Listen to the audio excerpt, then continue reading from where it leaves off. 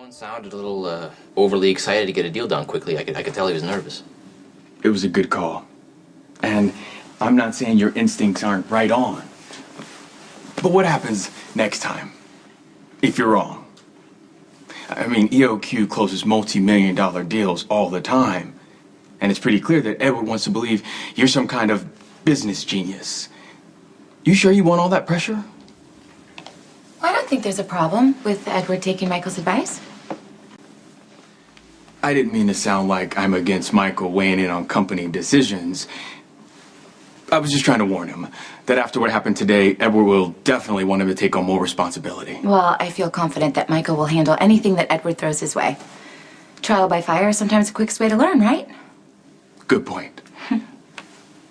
Just be ready.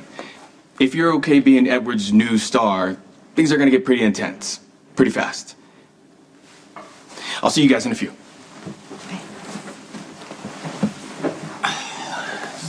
Didn't you warn me not to go giving Edward advice, considering I know nothing about business? There you are, Asher. So what have you done today to inspire my confidence? Made me pots of money? Trying. The good news is we closed the Asgard Securities deal for a lot less than anticipated. Excellent. Good work. That was the good news. Now what's the bad news? Well, I didn't want to make a big deal out of it, but the truth is, Edward's giving Michael all the credit. Michael. Michael? Michael? That's ridiculous.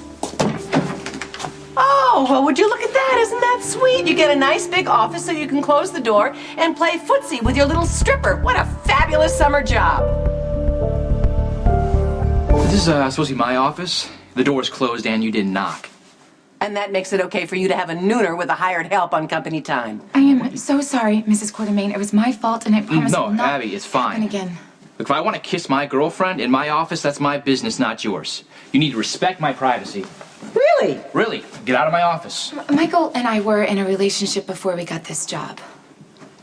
Well, our standard of conduct here at ELQ is a little higher than the last place you worked, so I would appreciate it if you would focus on answering phones, fetching lattes, and not grinding your coworkers. You need to start showing Abby some respect. You're going to get sued. Why am I not surprised to find you in the middle of this hubbub? I was just checking in to see how Michael's doing. So what's the problem? Well, apparently his biggest accomplishment today was to get to first base with his girlfriend. Well, that's a lie. She's trying to make it sound a lot worse than it actually was. It was my fault.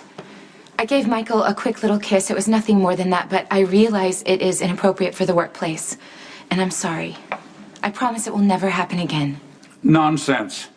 I own this company, and I personally see nothing wrong with exchanging a little affection in the workplace. It's good for morale. Oh, give it a rest. If it was anybody else, they'd be out the door, and you know it. And you also know that Michael and his girlfriend have no business being here. That's quite enough, Tracy. The reason we were able to close the Asgard Securities deal was because of Michael, for a song. He has inherited my business instinct, and I want to capitalize on that. I think we have a young genius on our hands.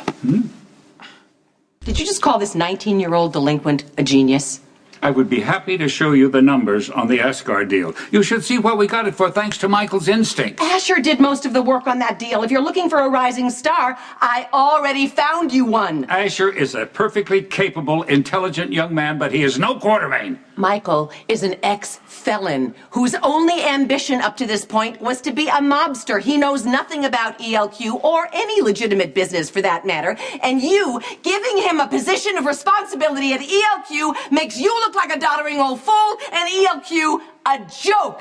Pay no attention to her, Michael. She is jealous because she knows that you are the new breed of Quartermaine. And she's just nervous about performing like you did for us today.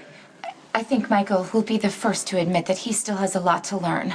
And that this is a summer internship, but if we all work together... Did anybody ask your opinion? Why don't you sharpen a pencil or something? Damn it, Tracy. Could you show some restraint?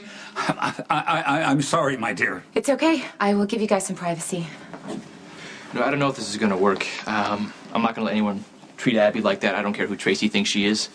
Michael, I am completely on your side. Tracy, you will owe this girl an apology, and I expect one before the end of the day. No excuses. Give it a rest. She's a big girl. What is she, 35? And considering where she worked before, she's probably heard worse. That's enough. You will get this done, and you will make things right. I will not allow you to drive away my last best Quartermaine heir. Come in. Is that better? I knocked and everything. What do you really want, Tracy? I'm not in the mood. And by the way, if you ever talk to Abby like that again... You're gonna go running to my daddy and tattle on me. I know. Kudos to you, kid. You already realized that you can wrap my poor, lonely father around your finger anytime you want. I had no idea you actually cared about Edward. Last I recall, you said he was a doddering old fool. My father is a master manipulator, one of the best. But he is facing the end of his life, and he's looking for a replacement. He thinks he's found it in you. But you and I both know you're in way over your head. You have no idea what you're doing and no real interest in ELQ. You don't know that. Quit, Michael. Before you do any real damage to the company my father spent a lifetime building. And before he convinces himself that you're really staying.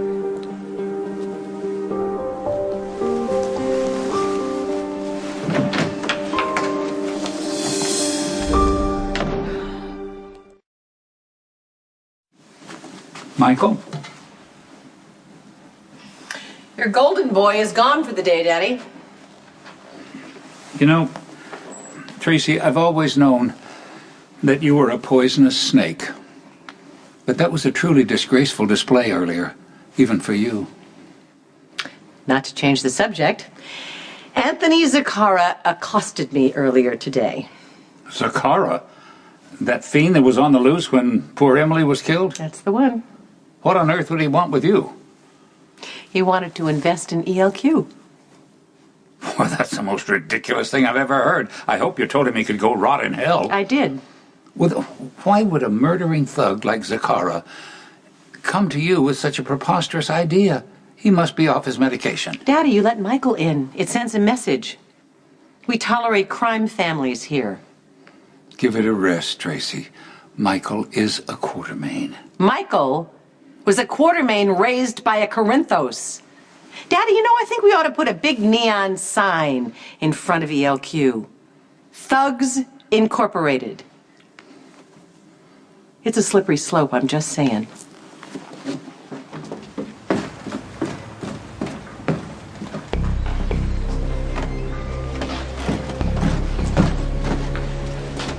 Mr. Zacchara. So, how'd our deal go? The one you were supposed to push through for me today?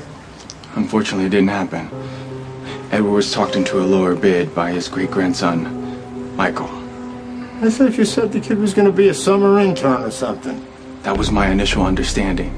But Edward made him a junior exec. So Michael's already involved with the big money deals, huh? He shut down my bid to destabilize ELQ. I'm not too happy about that. Michael's involvement does make the whole thing a little more interesting. Why? Not that it's any of your business, but it gives me another chance to get Sonny's kid under my thumb. Why would you want to do that? He's not even very bright. You've already got me in place. I'm paying you to sabotage ELQ so I can use it as a front. Michael, on the other hand, is the ultimate bargaining chip.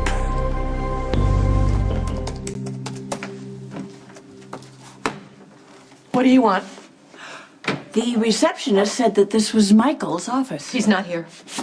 And what are you, looking for something? Yes, I'm looking for some paperwork that he neglected You're to turn in. snooping, Tracy. Monica, I wanted to get it from him, but he You're left early. snooping. I can tell. I've known you too long.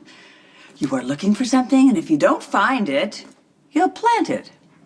Gee, Monica, weren't you supposed to be at a medical convention or something? Oh, I have been to all of them, thank you very much. No, I'm here to see how Michael likes working at ELQ. Any excuse to see Michael, even though Michael doesn't want to see you. And when, may I ask, have you talked to Ned? Or Dylan? Or, Luke? Luke suffered an unspeakable tragedy. His response was to leave town. There's nothing I can do about that. Well, you could stop being so bitter around the family that is forced to live under the same roof with you. You really have become unbearable, Tracy. Monica, you showed up at my place of business. I have every right to be here. Michael is my grandson. Oh, Who doesn't want to see you any more than Jason wanted to see you? Why can't you accept that fact and stop begging for crumbs? Because Michael is my only grandson. The only one left alive. What the hell does that mean? Nothing. Stay all you want. I have work to do. What do you mean the only I'm one sorry. I left didn't alive? mean anything. Tracy, what the hell are you talking about?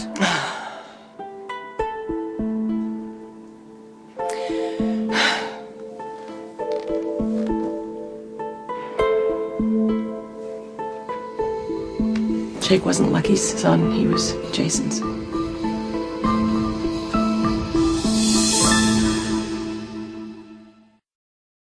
How long have you known? Luke told me the night of the accident.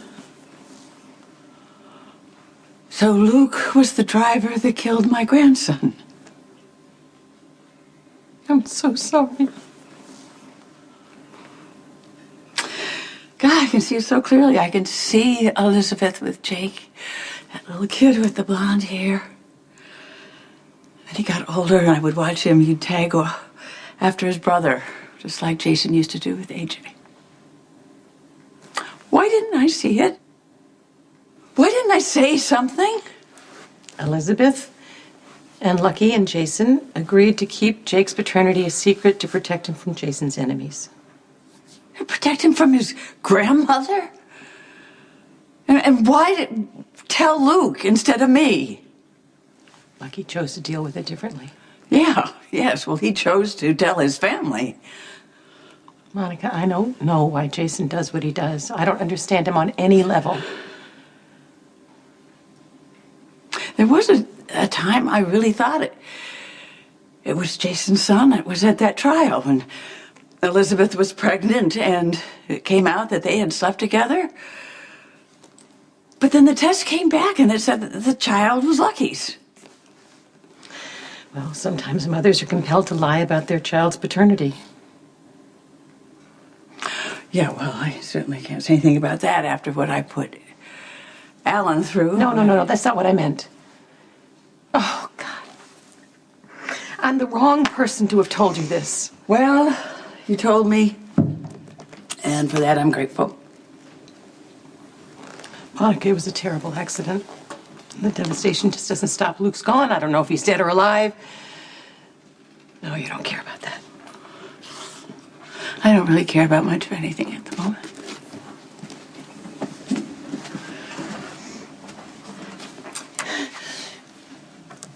It was past winter in the hospital parking lot. I was watching Elizabeth. She's putting kids into the car, and I noticed that Jake was the one he didn't have a hat on, and then I looked. I saw on the ground there was a hat. I was going to go and I was going to pick it up, but it was so cold. So I just thought, oh well, I'll point to it when I drive by. But Elizabeth saw it, and she went over and she got it. I think if I picked that hat up, then I would have gone over, and I would have given it to my grandson. Maybe I would have even put it on his